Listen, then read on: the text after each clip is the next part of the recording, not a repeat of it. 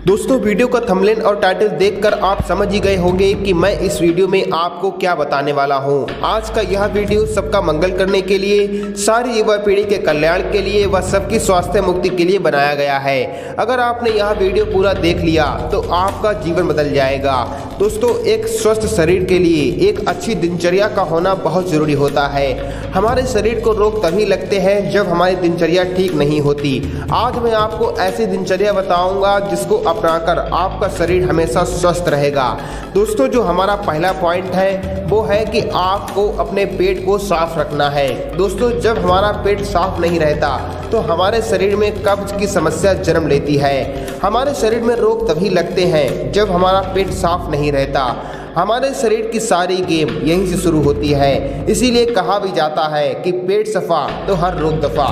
पेट को साफ रखने के लिए, कब्ज से छुटकारा पाने के लिए आपको कुछ बातें ध्यान में रखनी है। मैंने आपको कई बार बताया है कि आपको भोजन जल्दी जल्दी बिल्कुल भी नहीं करना है, बल्कि भोजन को इतना चबाना है कि जब तक वह लिक्विड फॉर्म में ना बन जाए। दोस्तों, आपको अच्छे से पता है कि भोजन को पचाने के लिए अग्नि चाहिए और पानी अग्नि को बुझाता है। अतः कभी भी भोजन के साथ पानी ना पिएं। भोजन और पानी को अलग कर देने से भूख की कमी, वायु विकार, अपच, कब्ज का होना, शरीर में दाने निकल आना, जल्दी बुढ़ापा आना आदि कष्ट दूर हो जाते हैं। दोस्तों, आपने देखा होगा कि बहुत से लोग ठूस ठूस करके भोजन करते हैं, लेकिन अति भोजन रोग की जड़ है। अधिक भोजन रोग उत्पन्न करने वाला और आयु को कम करने वाला होता है। इसीलिए अल्प भोजी बनो। अन्न को औषधि की तरह सेवन करोगे तो यह चिकित्सक की अपेक्षा अधिक स्वस्थ रखेगा। यह जान ले, कम खाने वाले की अपेक्षा अधिक खाने वालों की मृत्यु सर्वाधिक होती है। किसी विद्वान का कथन भी है, रोग तो रसोई घर से ही उत्पन्न होता है। इसीलिए भूख से कम खाओ अथवा आधा पेट खाओ, चौथाई पानी के लिए एवं चौथाई पेट हवा के लिए खाली छोड़ो। भोजन हमेशा सादा करो एवं उसे प्रसाद रूप में ग्रहण करो।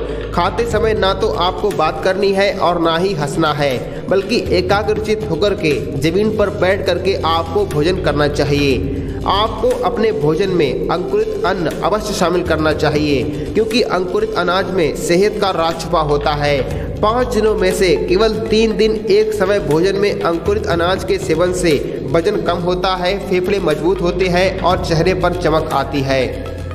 दोस्तों, अब हम चलते हैं पॉइंट नंबर 2 की तरफ। दोस्तों, आयुर्वेद के अनुसार रात्रि का जो काल होता है उसे 14 भागों में बांटा गया है, जिसका प्रारंभ सूर्यास्त के पश्चात हो जाता है। ऋषि परंपरा के अनुसार व्यक्ति को अगर स्वस्थ एवं निरोग रहना है तो उसे रात्रि के 14वें हिस्से में उठना चाहिए। रात्रि का 14वां भाग सूर्य उदय से 2 घंटे पहले होता है, यानी 4 से 5 बजे के बीच व्यक्ति को उठ जाना चाहिए। ये उसके लिए श्रेष्ठ होता है। ब्रह्म मुहूर्त में उठते ही आपको खूब पानी पीना है और फ्रेश होकर के 3 से 4 किलोमीटर रोज टहलना है।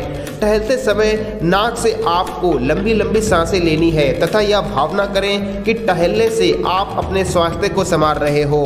इसके पश्चात आपको प्रातःकाल कम से कम 1 घंटा योगा, प्राणायाम, व्यायाम, ध्यान को अवश्य करना चाहिए। इसके साथ ही आपको दिन में केवल 2 बार ही भोजन करना है और केवल 6 से 7 घंटे की ही रात्रि नींद लेनी है। आपको हर हालत में 10 बजे सो जाना है और दिन भर में कम से कम 3 से 4 लीटर पानी रोज पीना है। लेकिन कोशिश करें कि सप्ताह या महीने में कम से कम 1 दिन उपवास जरूर करें। एक शोध के अनुसार 1 दिन खाना नहीं खाने से मेटाबॉलिज्म रेट बढ़ जाता है। इसके अलावा इससे बीमारियां, खास तौर पर दिल की बीमारी का खतरा 40% कम हो जाता है। दोस्तों, अगर आप चाय कॉफ़ी पीते हैं तो इसको पीना छोड़ दें। इसके स्थान पर आप नींबू पानी पिएं। इससे आपका वजन सुदृढ़ रहेगा और आपको खुल करके भूख लगेगी। ये सभी नियम अपनाने के बाद आपको ब्रह्मचर्य का भी पालन करना है। आपको वीर्य नाश बिल्कुल भी नहीं करना है, क्योंकि वीर्य हमारे शरीर की औषधि है जो हमारे शरीर को निरोगता देता है। केवल वीर्य रक्षा से हमें सब कुछ बड़ी सहजता से प्राप्त हो जाता है।